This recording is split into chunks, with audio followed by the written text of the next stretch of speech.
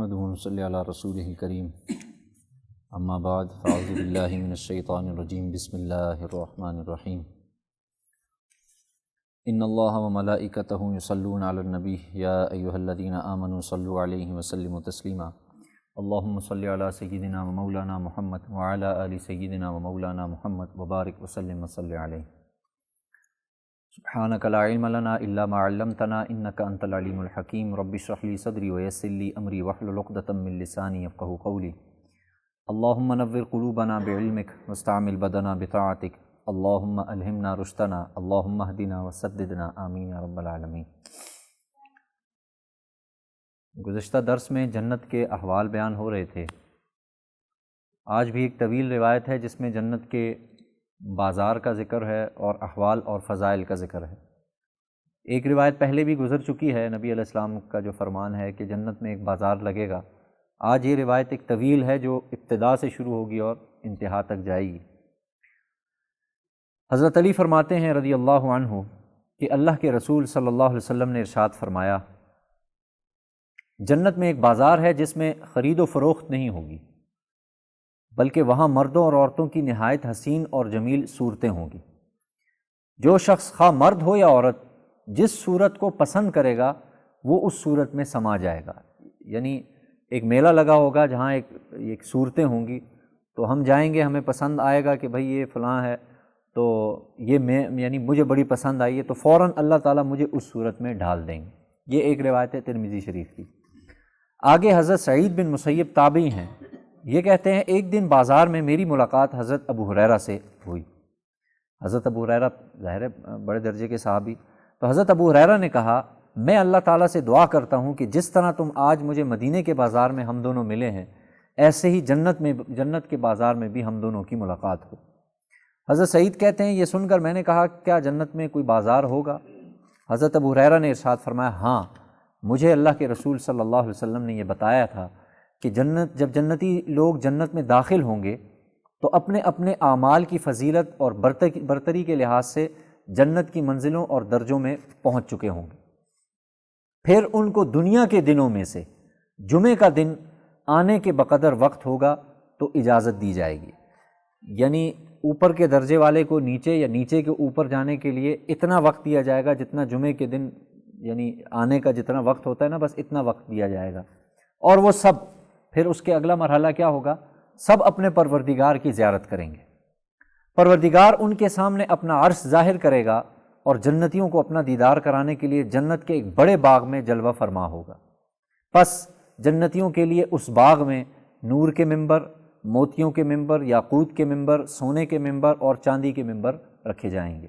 جن پر وہ بیٹھیں گے، اور ان میں جو کم درجے کا ہوگا، یعنی کم درجہ یہ دنیا کے اعتبار سے نہیں ہوگا، یاد رکھیے جنت میں کوئی خسیس شخص نہیں ہوگا، جسے ہم اپنی زبان میں جیسے الفاظ ہیں کمینہ شخص جنت میں نہیں ہوگا، اور مطلب درجے کا فرق ہوگا، باقی ذات کے اعتبار سے کسی میں کوئی کمی نہیں ہوگی۔ آگے ایک بڑی زبردست آگے اسی میں آئے گی، وہاں آپ کو پتہ چلے گا کہ اللہ تعالیٰ کتنا خیال رکھیں گے جو کم درجے والے ہیں۔ اچھا جی، جو تھوڑے سے کم درجے کے لوگ ہوں گے ان کو اللہ تعالیٰ مشک اور کافور کے ٹیلوں پر بیٹھیں گے، ان پر بٹھایا جائے گا، لیکن دیکھیں ٹیلوں پر بیٹھنے والوں کو یہ احساس نہیں ہوگا کہ ممبر اور کرسیوں پر بیٹھنے والے لوگ جگہ اور نشستگاہ کے اعتبار سے ان سے برتر ہیں، یعنی اگرچہ وہ بیٹھے ہوئے ٹیلوں پر ہوں گے لیکن انہیں سامنے دیکھتے ہوئے یہ نہیں لگے گا کہ وہ بہت اونچے ہیں اور ہم بہت نیچے ہیں۔ اللہ اس احساس کو ختم کر دے گا، جیسے اس دنیا میں ایک درجات قائم کیا ہوا ہے نا ہم نے، وہ درجات ختم ہو جائیں گے، یعنی ان کو لگے گا ہم سب سے اچھے ہیں، ان کو لگے گا ہم سب سے اچھے ہیں، کسی کو اپنا آپ برا نہیں لگے گا۔ جیسے دنیا میں ایک احساس کمتری میں مبتلا ہو جاتا ہے، فلاں کے پاس اتنا ہے، میں اس کے گھر کیسے جاؤں، میں کون سے کپڑے پہن کے جاؤں، یہ کوئی ترتیب نہیں ہوگی۔ حضرت ابو ہریرہ فرماتے ہیں میں نے عرض کیا، یا رسول اللہ، کیا اس دن ہم اپنے رب کو دیکھیں گے؟ اس قسم کی بہت سی روایتیں گزر چکی اور آگے بھی آئیں گی۔ آپ علیہ السلام نے ارشاد فرمایا، ہاں یقیناً، کیا تم دن میں سورج کو اور 14ویں رات کے چاند کو دیکھنے میں کوئی شبہ رکھتے ہو، کوئی شک ہے؟ ہم نے عرض کیا بالکل نہیں۔ آپ نے فرمایا اسی طرح تمہیں اس دن اپنے پروردگار کو دیکھنے میں کوئی شک و شبہ نہیں ہوگا، اور دیدار الہی کی اس مجلس میں ایسا کوئی شخص باقی نہیں رہے گا جس سے اللہ تعالیٰ تمام حجابات یعنی جتنے پردے ہیں وہ سارے پردے اٹھا کر براہ راست ہم کلام نہ ہو، یعنی جتنے بھی اس وقت اس مجلس میں موجود ہوں گے ہر ایک سے اللہ تعالیٰ براہ راست اس سے کیا کریں گے؟ بات کریں گے۔ یہاں تک کہ اللہ تعالیٰ حاضرین میں سے ایک شخص کو مخاطب کر کے فرمائے گا، اے فلاں بن فلاں، کیا تجھے وہ دن یاد ہے جب تو نے یہ کام کیے تھے؟ یعنی یہ کام سے مراد یہ ہے کہ یہ ناجائز کام کیے تھے جو شرعاً جائز نہیں تھے، ٹھیک ہے نا؟ پھر پروردگار اس کو کچھ عہد شکنیاں یعنی اس کے کچھ گناہ یاد دلائے گا کہ تم نے فلاں موقع پر یہ کیا یہ کیا یہ کیا۔ وہ شخص عرض کرے گا، اور یہ بات صرف اس کے اور رب کے درمیان ہوگی، یہ نہیں ہے کہ سارے مجمع میں اللہ ہر شخص سے بات کریں گے، اور کیا بات ہوگی کیا نہیں ہوگی وہ اس شخص تک محدود۔ میرے پروردگار، کیا تو نے میرے وہ گناہ نہیں بخش دیے ہیں؟ پروردگار فرمائے گا، بے شک میں نے تمہارے گناہ بخش دیے ہیں، اسی بخشش کی توفیل تم آج اس مرتبے پہ پہنچے ہو۔ پھر وہ لوگ اسی حالت میں اور اسی جگہ پر ہوں گے کہ ایک بادل آ کر ان کے اوپر چھا جائے گا اور ان پر ایسی خوشبو برسائے گا کہ انہوں نے اس جیسی خوشبو کبھی کسی چیز میں نہیں پائی ہوگی۔ اس کے بعد اللہ تعالیٰ فرمائے گا، لوگوں اٹھو اور اس چیز کی طرف آؤ جو میں نے قسم ہے مجھے عظمت اور بزرگی کی تمہارے لیے تیار کر رکھی۔ اللہ اپنی ذات کی قسم کھائیں گے کہ مجھے اپنی عظمت اور بزرگی کی قسم، میں نے تمہارے لیے ایک اور چیز تیار کر رکھی ہے، آؤ اور تم اپنی پسند اور خواہش کے مطابق جو چاہو لے لو۔ حضرت صلی اللہ علیہ وسلم نے ارشاد فرمایا، یہ سن کر ہم جنتی لوگ اس بازار میں پہنچیں گے جس کو فرشتے گھیرے ہوئے ہوں گے۔ اس بازار میں ایسی ایسی چیزیں موجود ہوں گی کہ ان جیسی چیزوں کو نہ کسی آنکھ نے دیکھا ہوگا، نہ کسی کان نے سنا ہوگا، اور نہ کسی دل میں اس کا تصور آیا ہوگا۔ پھر اس بازار میں سے اٹھا کر ہمیں وہ چیزیں دی جائیں گی جن کی ہم خواہش کریں گے، لیکن ظاہر ہے وہاں خرید و فروخت نہیں ہوگی، یہ پیسے لے لو یہ چیز دے دو، جو چیز پسند ہے بس وہ مل جائے گی۔ نیز اس بازار کا جو ایک اور مقصد ہوگا وہ یہ ہوگا کہ جنتی تمام آپس میں ایک دوسرے سے ملاقات کریں گے۔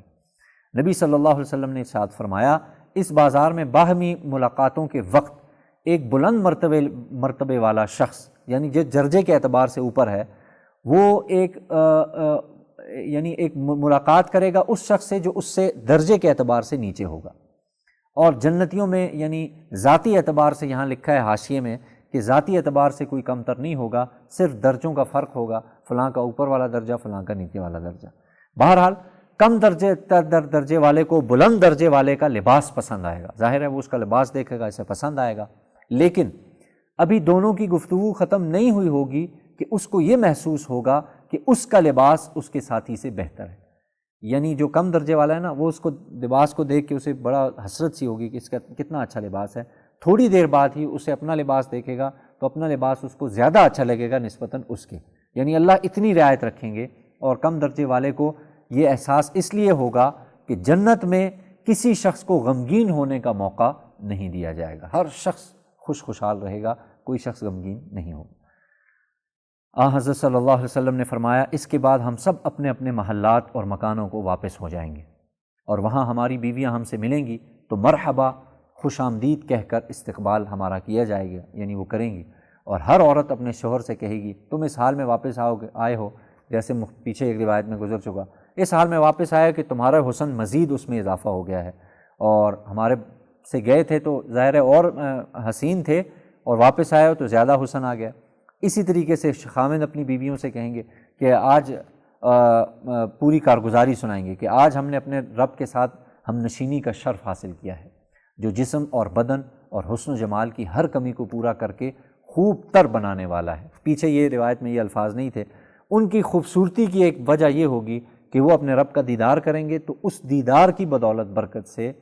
یہ ان پر یہ حسن مزید اضافہ ہو۔ لہٰذا ہم اپنی اس شان کے ساتھ واپس آنے کے لائق ہیں جس شان کے ساتھ ہم آئے ہیں۔ تو یہ یعنی جنتی کا جو جنت کے بازار اور اس کی پوری ایک تفصیل میں نے آپ کے سامنے عرض کر دی، نبی صلی اللہ علیہ وسلم کی حدیث مبارکہ ہے۔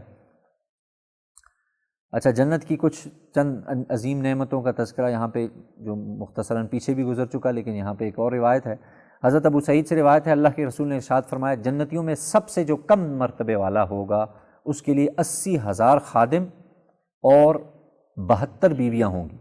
اور اس کے لیے موتی یاقوت کا ایک خیمہ کھڑا کیا جائے گا جس کی وسعت اور مسافت اتنی ہوگی جتنی جابیہ اور صنعاء کے درمیان ہے۔ اور اسی اسناد کے ساتھ ایک اور روایت ہے، جنتیوں میں سے جو چھوٹی عمر میں یا بڑی عمر میں مرا ہوگا وہ جنت میں 30 برس کا ہو جائے گا۔ پیچھے 33 برس ہے، یہاں 30 برس ہے، تو یہ یعنی روایتوں کا اختلاف ہے، باقی عمر یہی ہوگی 30 سے 33 برس کے درمیان، اور اس عمر سے کبھی زیادہ نہیں ہوگا۔ اور دوزخیوں کا بھی یہی حال ہوگا، اگر کوئی بڑھاپے میں مرا ہے، اللہ حفاظت فرمایا، جہنم میں جائے گا تو اس کا بھی 30 سے 33 سال کی عمر کا ہوگا۔ اسی طریقے سے نبی صلی اللہ علیہ وسلم نے فرمایا جنتیوں کے سروں پر ایسے تاج ہوں گے کہ ان کا معمولی موتی مشرق سے مغرب تک کو روشن کر دے گا۔ اور اسی اسناد سے ایک اور روایت میں آپ علیہ السلام نے فرمایا جنت میں جب مومن بچے کی تمنا کرے گا، یعنی مومن آدمی کہ بھئی میرا بچہ ہو جائے، تو اس کا حمل قرار پانا، اس کا پیدا ہونا اور اس کا انتہائی عمر تک پہنچنا ایک ہی گھڑی میں عمل پذیر ہو جائے گا، یعنی ایک گھڑی میں یہ سارا پروسیس ہوگا اور وہ اسی عمر تک 30-33 کے برس پہنچ جائیں۔ اور اسحاق بن ابراہیم نے اس حدیث کے بارے میں کہا ہے کہ جب جنت میں جب مومن بچے کی تمنا کرے گا تو ایک ہی گھڑی میں سب کچھ ہو جائے گا، لیکن ساتھ آگے ترمذی کے الفاظ ہیں، لیکن وہاں پہ کوئی بچے کی تمنا نہیں کرے گا، اگر ہو بھی جاتی ہے تو اس کے آپ علیہ السلام کے فرمان آ گیا، لیکن ساتھ ہی ذکر ہو گیا کہ بھئی وہاں پر کوئی آدمی بھی تمنا ایسی نہیں کرے گا۔ آخری روایت پڑھ لیتے ہیں، پھر اگلی فصل آئے گی تو پھر انشاءاللہ اس کو آگے ذکر کریں گے۔ حضرت حکیم بن معاویہ رضی اللہ تعالیٰ عنہ فرماتے ہیں اللہ کے رسول نے ارشاد فرمایا، یہاں جنت کے دریا اور نہروں کا ذکر ہے۔ جنت میں پانی کا دریا ہے اور شہد کا دریا ہے اور دودھ کا دریا ہے اور شراب کا دریا ہے۔ پھر جب جنت میں جنتیوں کے داخل ہونے کے بعد ان دریاؤں سے